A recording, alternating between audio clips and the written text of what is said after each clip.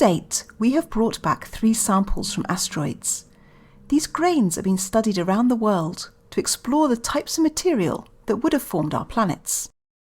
These asteroid sample return missions represent some of the most technically demanding robotic exploration attempted by humanity. Yes, really. Images from Earth are unable to resolve an asteroid's surface, so sample return missions must be designed with very little knowledge about the tiny world that they are visiting. The risky landing operation must be autonomous due to long interplanetary communication times. The spacecraft must also return to Earth, greatly extending the length of the mission, and the collected sample must be protected both from the intense heat during atmospheric entry and from contamination from the Earth's very enthusiastic chemical and biological melting pot. Moreover, each of the sample return missions faced major challenges. Shortly after launch, Hayabusa was hit by the largest solar flare in recorded history, damaging the spacecraft. Hayabusa2 arrived at asteroid Ryugu to find a surface so boulder-strewn and rugged that there were no safe places to land. The team had to implement a new landing strategy to allow Hayabusa2 to touch down with pinpoint precision. Meanwhile, OSIRIS-REx sank into asteroid Bennu during the sample collection and was almost eaten by the asteroid. Given the difficulty of these missions, why do we keep doing them? Meteorites are natural samples of asteroids delivered to Earth. However, it is very hard to match meteorites to asteroids as the data is so different. This makes it impossible to know how common these rock types are in the solar system, or any information about where they might have formed.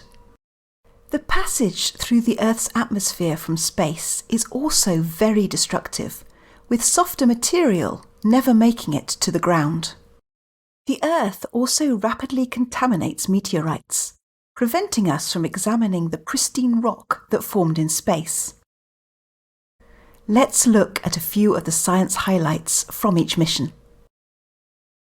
When Hayabusa arrived at asteroid Itokawa, it discovered a loose rubble pile rather than a monolithic body. This was the first direct evidence of rubble pile asteroids. The rubble pile structure tells us that Itokawa was once part of a larger celestial body. The sample revealed minerals altered by heat, indicating that Itokawa's parent body had experienced high temperatures of up to 800 Celsius. The sample matched LL chondrite meteorites, providing the first direct evidence between S-type asteroids like Itokawa and a meteorite type. A major collision shattered the parent body, and Itokawa coalesced from the fragmented rubble. The shape suggests 2 smaller bodies may have formed orbiting one another, before joining to create the head and tail of this otter-shaped asteroid. Over time, Itokawa's surface reddened due to an effect called space weathering, caused by the bombardment from micrometeorite impacts, the solar wind streaming from the sun, and cosmic rays. This was the first time such surface changes had been observed on an asteroid. The sample from asteroid Ryugu was a close match to Ci chondrite meteorites, thought to be pristine, unchanged, material from the earliest days of the solar system. Ci chondrite meteorites are incredibly rare, but C-type asteroids like Ryugu are very common. Our atmosphere must burn up this soft rock, letting only the rarer but harder rocks reach the ground. Tiny inclusions of carbonated water in the sample indicated that Ryugu formed far from the Sun in the planet-forming disk, where water and carbon dioxide could be accreted as solid ice. Ryugu then moved inwards towards the forming terrestrial planets. The sample is rich in hydrated minerals and organics that must have formed in water as the ice melted, including many key molecules needed for life. Could asteroids like Ryugu have kick-started life on Earth? Ryugu is now too small to support liquid water. Like Itokawa, it must have been part of a larger body that fragmented during a giant collision and formed another rubble pile asteroid.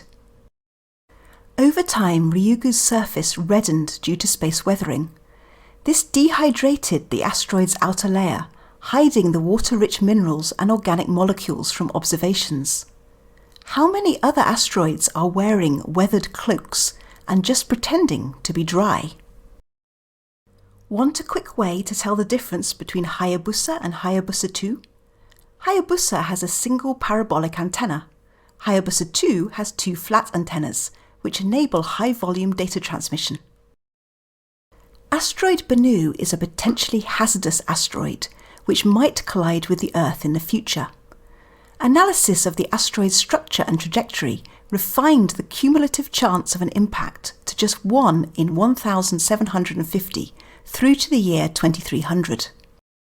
The Bennu sample was found to be ammonia-rich, suggesting it also formed a long way from the Sun, where ammonia could freeze to be accreted as ice.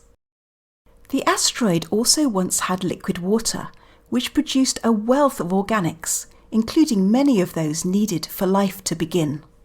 The sample contains evidence of salty brines, created as water evaporated when Bennu moved towards the inner solar system. Brines are seen on icy worlds like Ceres and Enceladus, suggesting a similar composition to Bennu. Could these worlds also include the organics needed for life? As with Ryugu, Bennu is too small to support liquid water. It is another rubble pile, formed from a fragment of a larger water-hosting parent. It is not impossible that Ryugu and Bennu might be fragments of the same parent body, despite slightly different compositions. Space weathering on Bennu has turned the asteroid's surface more blue rather than red.